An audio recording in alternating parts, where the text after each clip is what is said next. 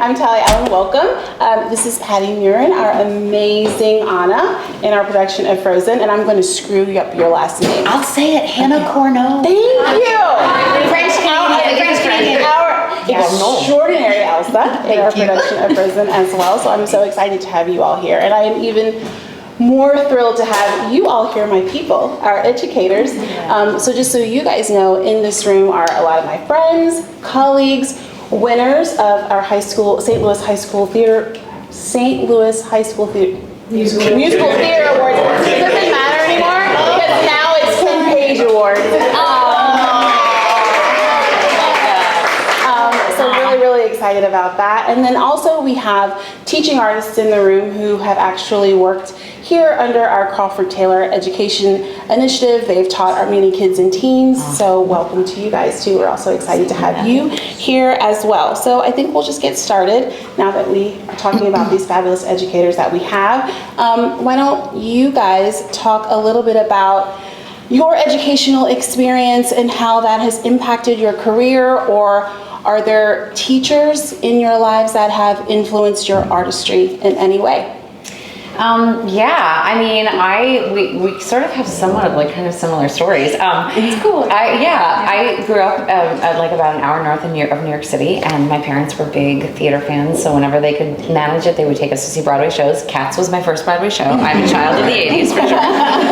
And you know, like, I mean, my dad always had albums, you know, Jesus Christ Superstar on, and so we just sort of grew up with that like in my blood. And I look back now and I realize I did my first show in 6th grade. It was Rodgers and Hammerstein's Cinderella with 156th graders, which is absolute insanity. And I think I auditioned for it because my little brother had been born, and I had been the youngest until then, and I think I was like, I think I need a new outlet. And so, I played a mouse, and I was hooked, because, you know, when you have 150 children, you have 19 mice. And then I just kept doing community theater and school theater and high school theater, and I just realized that was what I wanted to do. And honestly, so much of it was because my parents were so supportive. They never doubted. They never were like, you know, are you sure you want to do this? This is a really good idea. My dad actually told me not to have a minor. He told me not to have a backup plan, because he was like, if you have it, you will take it. And so that was like, still, I cannot believe, I hope to be that kind of parent. But I went to Syracuse University for musical theater, and I graduated in 2002 and moved to the city. And because I grew up pretty close to it, it wasn't a huge culture shock, because I had been going there for years. Like after senior prom, most people like, they go hiking and stuff. We went to see Titanic on Broadway. I am a proper theater nerd, yes. Oh no. They're like really cool, you guys. And so, yeah, and that like, in terms of teachers, it's funny because the teacher that did the 6th grade musical also was my high school drama club teacher, and we didn't have a drama program in our school, in the public school I went to. But they like dismay from them. Like, oh, I know, and now they do. Now I look at the class and I'm like, thank God it has gone, you know, that way. And I'm still in touch with him because he still directs the musicals for another high school, and I live very close to that now. And he brought his granddaughter to see Frozen on Broadway when I was in it, and I've done like, you know, little benefits for him and for the schools and stuff. And so it's still very hometown community oriented, and I feel incredibly fortunate when I get to talk about it like that. Yeah, that's great. Absolutely. Yeah, we're actually both SU alums, Syracuse University alum. Wow. Yeah. So that was a cool connection, yeah. You know, among others. But yeah, when I think about, when I think about growing up and the champion that really was the educator that was like, come on, you're coming with me. Her name is Heather Baird. She taught me how to sing. I mean, she taught me how to sing, and she would, you know, like our weekend lessons that my mom would drive to her home for would like turn from like 45 minutes into like 3 hours. You know what I mean? Like she was one of those people. So Heather Baird was that woman, and then went to Syracuse and had amazing folks there as well. But Heather was the one, and I'm lucky to like teach now. I know we both teach now at this juncture, and it's like, you know, you asked how has education, you know, helped your career. I find that being an educator myself now is helping my career. You know, like I get off stage and I'm like, did you follow your advice? Oh, or give it a try tonight. You just rich, and it's an honor to be able to be an educator at this juncture of life. But yeah, Heather Baird forever. Yeah. What do you teach now? I coach acting a song, but I also, I'm not like a pedagogical expert, but I work with a PhD in pedagogy. His name's Joey Harrell, and so when I get to work with him at his vocal studio, we do get to delve into, the vocals of it all. And, I voice coach as well. I'm not able to be like, and the larynx is in this position, but I'm able to be like, let's do some vibrato here. What I mean? It spans. It's like coaching. There's a difference between a voice teacher and a vocal coach. There is a difference. Yeah. So it's kind of, and it sometimes spans into like life as well, and like career coaching. I mean, I'm sure we both do that. You know, we have actors, young actors, come up to us all the time, and how do you do it, and what do you do, and it's an honor to be able to like bestow the wisdom, but also the fact that it's like every journey is different. Every journey is different with different champions, and When I graduated, the internet didn't really exist yet. It did, but we went to the newsstand to pick up backstage, and I circled auditions with my little marker. And now I'm like, they're like, what about college? I'm like, I don't know how they do it anymore. I do not know. So it's just it's the life advice. I feel like is easier than the technical. Like I would never be a college cook because I'm like I don't know how it works. But like hats off to y'all. Same. Yeah, hats off to y'all for prepping for college and like those pre-screens and all that. And also congratulations on the Jimmy Awards. If anyone participated that didn't get it, yeah, that's cool.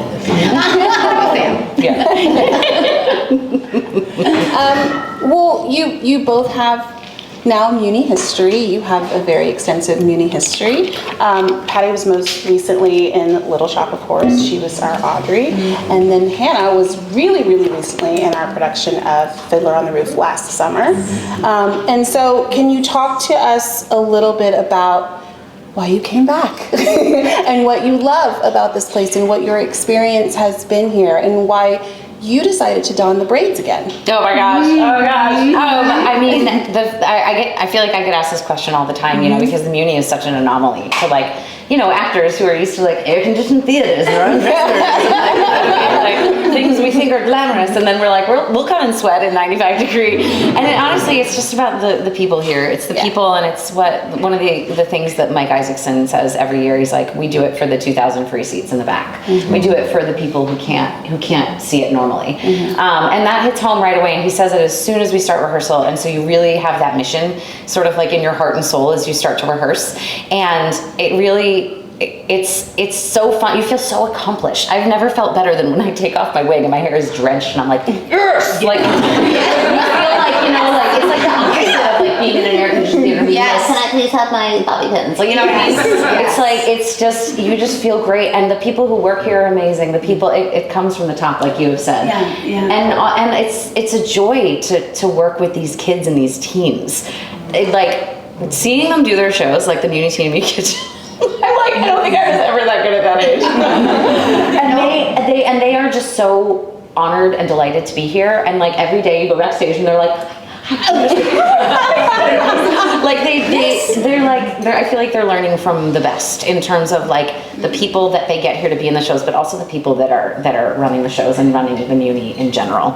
And I saw the season announcement that they were doing Frozen, and I was like, I should probably give them a call because my children are 5 and 2, and they didn't exist when I left Frozen when I was pregnant with the first one, and it's always been the thing, to try to like make them understand like mommy was Anna, mommy played Anna, and they're like, I don't know what you're talking about. And it was just the perfect storm of like, I love this role, I love this theater, I would love to do it in this scale, and also my husband is from here, and so my in-laws live here, so it's like my second hometown. And so and of course when I came back I was like, am I just gonna be like breaking my knees or like, but it came right back, and it's like, it's truly been just an insanely amazing experience. I mean, honored. My agent called and was like, so Patti Murin is going to be honored. I was like, what?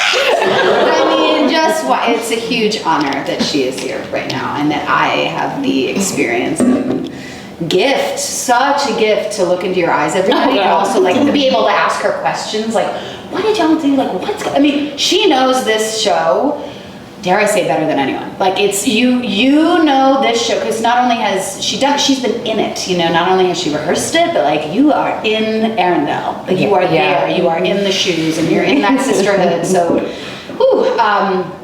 honor to be at the Muny with Patti. Honor to be with you. You're Bless you, thank you. Moment one, we were like, yes, thankfully, yes. The Muny, you know, I'm hearing what Patti is saying as well. Like, the Muny creates a simulation of what musical theater is for every single person once they walk into this space. Like, whether you're the performer, whether you're crew, whether you're a spectator, it's like every single thing has been thought about. Once you walk in, you know, through the gates, you're just taken care of in whatever adventure you choose for that night. You know, I mean, it's like, I remember seeing Little Mermaid last year, and like, as an audience member, I told Michael Baxter this, I always do, like, seeing Little Mermaid last year re-instilled my passion and vigor and faith in live performance. Like, it really did. I hadn't seen something that like enlivened my spirit that much. And then speaking about the actor's experience, why I come back, they take such good care of you. Every stone has been turned to find out what the most helpful and beneficial way is to put on a show. And yeah, like Patti said as well, the scale, I mean, it's rare. It's rare to be an actor, to be blessed with like these resources and this scale of theatricality. It's amazing. And then the community as well. Last thing I'll say too, why I come back to the Muny. I sang to the full moon the other night. Yes, you did.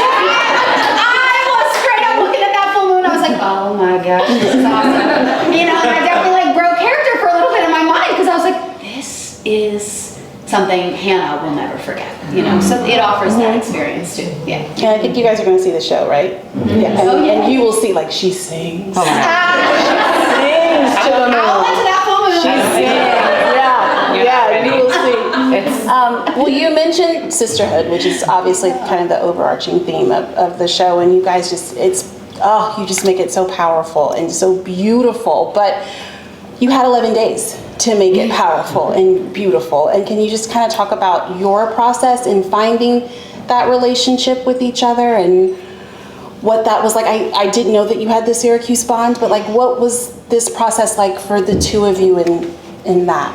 Oh my gosh. I feel like we had a lot of connections, the Syracuse one, but also the Wicked connection. We both had done Wicked, not together, but separately, but that will bond anybody who has done Wicked, like Linda or we have a lot of very good mutual friends in common. Like, we've been like, why have we not known each other before? Absolutely. This? Well, and Patti messaged me on Instagram before I knew I got the part. Thought she was just like, thought she butt dialed me. I was like, no, that's not real. And then my agent gave me the call, and I was like, that's why Patti Murin got it. It was like mind-blowing. But yeah, like your musical director is a former colleague of mine. And but like I said, I mean, I will really like answer this question by just saying she knows this world and this role and these roles. You know, she knows Elsa in a way that I was, you know, able to feel so safe coming to her, you know. And also Patti just leads with like zero ego, you know, like she's Broadway's Patti Murin, zero ego, just grace. And I think that, you know, when working with people, it's like, oh gosh, if ego can be out of the picture and grace can be in the picture, and like focus and positivity, which you have in spades, it's like great, and we're off, you know. So, and Hannah is just like so open to everybody. I was actually just saying as we were walking in here, I was like, the gift that you have is that you see people, and so they feel seen. You know, you're not like pretending to see them. You know, it's not like a thing where like, she makes me feel like I'm the only person in the room, and it's like a political device, you know? You really truly are interested in people. Every single human you come across, not just like, you know, like, oh, well, you're another lead, I'm gonna take, I hear you talking to everybody. And that's, I feel like, what you bring to Elsa too. You know what I mean? Because you have that love, and you're so like, it makes it heartbreaking that you can't share it on stage, you know? Right. And you just have to sing like cool songs by yourself a lot. Totally.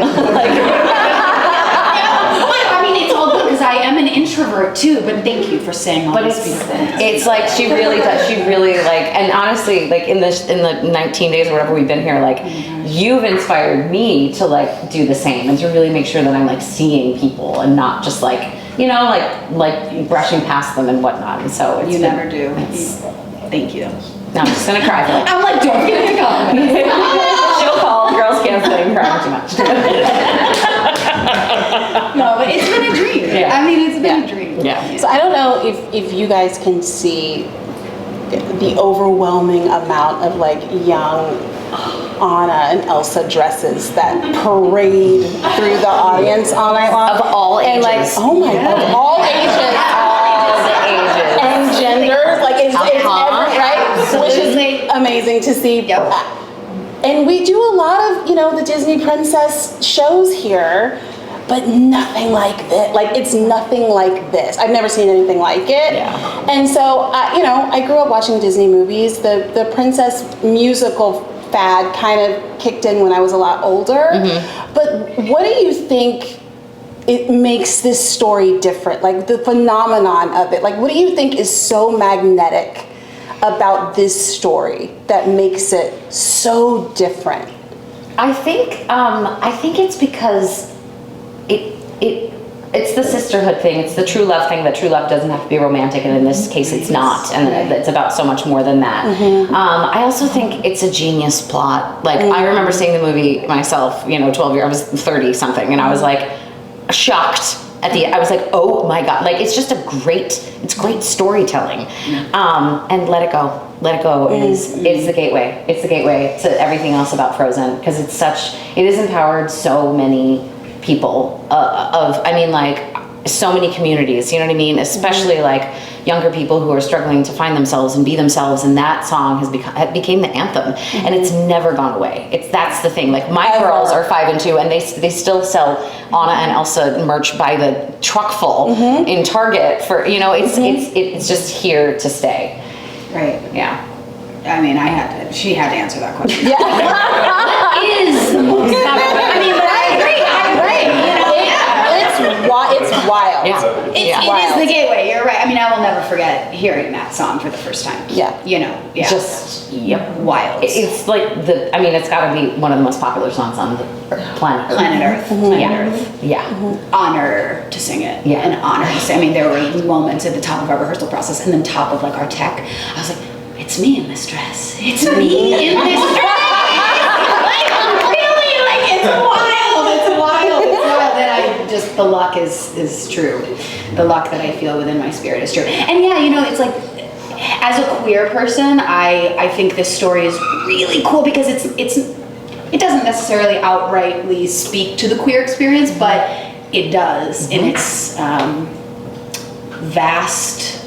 vastness of love, you know. The message, what am I trying to say? I guess it's like the message of true love is vast, and it can be vast, and that's, I think, what this story, it comes in all forms. Right, Yeah. right. Not just there's people are, you know, so many, I've had so many comments of like, well, Anna she's just like the typical Disney princess because she just falls for the guy, and I'm like, it has to start that way. Right. It has to start that way so she can grow. I'm like, you're not understanding what's happening here. It's like, that's the lesson. We're learning the lesson along with Anna as she, you know what I mean? Yes. I mean, I'm watching, absolutely, and boy does she grow. Yeah. I'm watching the monitor last night, and I watch it all the time. Love is an Open Door, during Love is an Open Door, and I'm like, we've all been her. We've all been her, being like, you blinked, I love you. You know what I mean? Like, just like, and loving someone right off the bat. And you know, even just our conversations as sisters, I'm like, this is good. Yeah. Like, this is, it's rich material, for Yeah. sure, that we can resonate with. Yeah. I want to open it up if you guys have any questions for the ladies at all. Yeah. What's your favorite addition to the musical that was not in the movie? Oh goodness. Monster. Yeah, it's literally gonna be like Monster. Really? I love it. Oh, Yeah. Oh my God. Yeah. What about the duet with Krista? I do love that. I love that whole scene. I really do. so good. Yes. Yes, that I feel like those are the two real wins that they like, you know, and Hugo. It's so hard to answer. So It's hard to answer. Dangerous to Dream is also fun. Yeah. Oh my god. Yeah, it's like, yeah, but I feel like Monster is like that song, you're like, ooh. Yeah. Because it had this like somewhat contend with Let It Go and its awesomeness, and I think that they did that. And it's like you get another moment in Elsa's mind where you don't get that in the movie, you know? You get the like, and same with Dangerous to Dream, because you actually go inside her brain and what she's thinking, and that's not, you just don't get that. You don't get her side of the story in the movie as much. So I think that, And the choral arrangement is so gorgeous. Oh, Yeah. yes. It's gorgeous. Yeah, it is. It's like a goosebumpy moment every night. Yeah. Yeah. That's a cool question. Yeah, thank you. I don't have a question, but I do want to just thank you all for taking the time out to use your processes today as you prepare for the show to share this with us. We really appreciate it. It's been very special. Thank you Very so much. special. We're just so grateful to all of you for what you do, because we wouldn't be here without people like you. Say point blank, This is my happy place. Yeah. So thank you for supporting my happy place, really, and so many people's happy place. Yeah, really. It's our pleasure. Thank you. Well, kind of going off of that, since we are, most of us, high school theater educators, what was something that a high school theater educator did for you that was positive, or what is something that you were like, I wish I had had this type of support or this type of thing when I was in high school? That is an amazing question. Yeah. Thanks. Thank you. I wish there was more of an encouragement. I had champions. We ended up here. We did fine. You know what I mean? But I wish there was more of an outward communication of, you are perfect the way you are. Find out what you are good at and really hone in on that and accept that. There's a lot of, I think there's a lot of aspiration that cannot serve us sometimes. And when we're kids and, you know, as educators of kids, it's like, we're sometimes quick to be like, well, we have to be like this in order to get that. And it's like, no, we have to be us. You have to be you. So I think that's what I wish there was a little bit more of when I was growing up, just like that communication of, you are you, and that is amazing, and let's work with that. You know, where can we go from there? You know, And that's enough. and that's enough. Period. Because that's enough. And let's go. You know, with that. Because it's like at this juncture of my career, what enables me to fly on that stage is the acceptance of who I am and what I do and how I do it. So having others in my circle when I was growing up to be like, I see you, and I did. Luckily, I did. You know, but as an educator, I always try to do that too now, you know, so I love that question. Thanks for asking.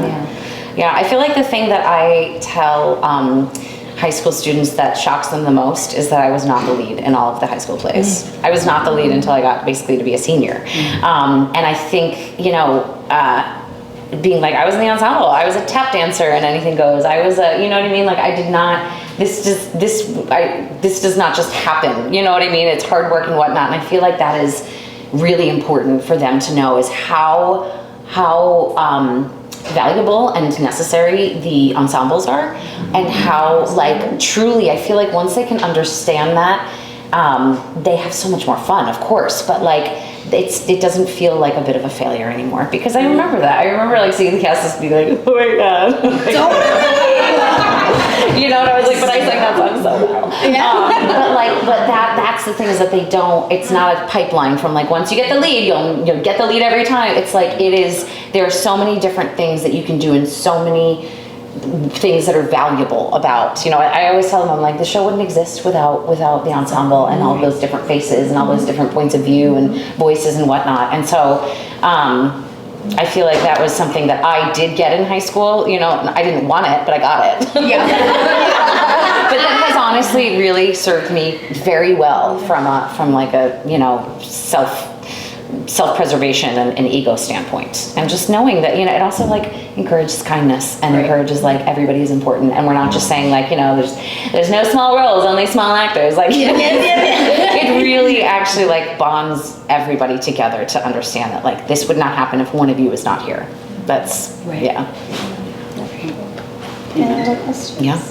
Yes. Yeah, I was curious, kind of in the same vein, you can go back in time to your Syracuse selves and dispel one myth about working in the industry today, what would it be? Dispel a myth about working. Well, they didn't teach me about working in the industry. That's same. So once I figured out I could belt really high, but I didn't know how to write a check, that was great. So yeah. No, yeah. Oh gosh. Yeah. Oh gosh. I would say. You graduated much more recently than I did, so you probably got a little more. I mean, no, it's been a while at this point. It's been a bit at this point. I think it goes along with what's your name?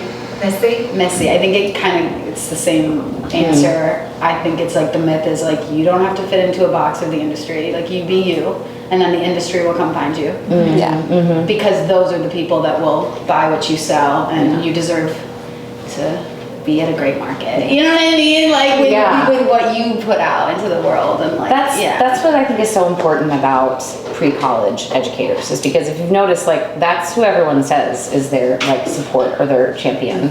It's not usually a professor from college. And I think it's because in college they really just need to turn out successful people so that people will keep coming to the school and they will keep making money and they won't lose their job and all that. But like the pressure on that, is not so high in high school and whatnot. And I think that's also where you find the kids who are really passionate about doing it and like doing it for the long haul. And so I think that's why it is like so imperative that they have those people, that they have you guys to do that. That's where it's ignited. And that's where they have the one person who's not their mom or dad saying, I believe in you, I think you can do this. That means everything. Because of course your mom and dad are supposed to say that. Not all of them do, like not all of them do, but it's that outside voice that sees them, like that saw me for what I did and who I was and was like, oh, you should really try to do this.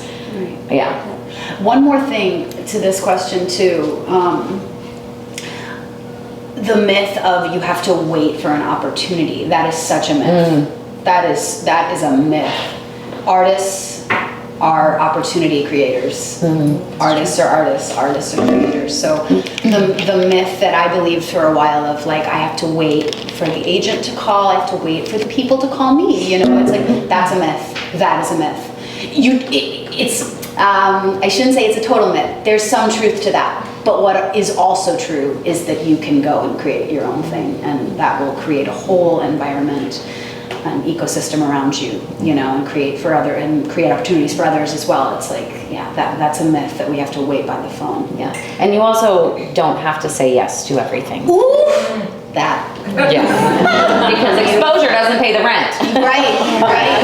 That is one thing, that they were like, say just do everything you can do. But like that doesn't really make sense in a blanket experience. If you're gonna do a show and you have to miss like your sister's wedding, and you really in your gut feel like, and even if your sister is like, it's okay, if you feel in your gut that is not the right decision, you can say no. Like it's the thing that you're made to think that this is the only thing, this is it. When somebody gives you an opportunity, you have to take it, and that's a tough one to learn, and especially, and I feel like it takes a while. It takes, because it's scary, you're like, what if I never get asked again? But that it is very important from a human standpoint to still be engaged in your life, and not just this very, very, very, very fickle industry. Yeah. Amen. Yeah. Oh my goodness. All right. We're going to end on your amen. And also with you.